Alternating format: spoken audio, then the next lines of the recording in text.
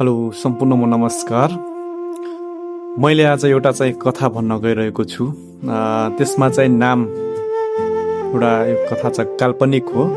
यसमा के त्रुटि भए क्षमा पनि चाहन्छु। यसलाई राम्रोसँग सुनिदिनु होला है। मैले कथा अब वाचन गर्न गइरहेको छु। एउटा गाउँमा एउटा सानो केटा बस्थ्यो। उसको नाम रमेश थियो। ऊ गरिब परिवारबाट आएको थियो, तर उसभित्र ठुलो सपना थियो। म एक दिन केही ठुलो गर्छु भन्ने उसको सोच थियो। एक दिन उसले बाटोमा एउटा सानो बिउ भेट्यो। उसले त्यो बिउ उठाएर आफ्नो घरको आँगनमा रोप्यो। आमाले हाँस्दै भन्नुभयो, यो सानो बिउले के नै दिन्छ र बाबु?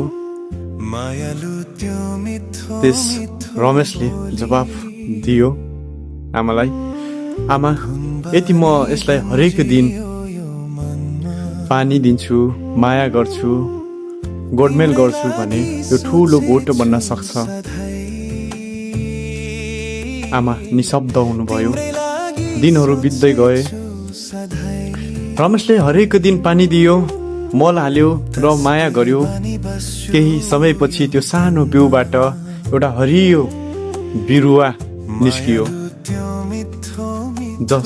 वर्षौंपछि त्यो बिरुवा ठुलो अनि बलियो र फल दिने रुख बन्यो।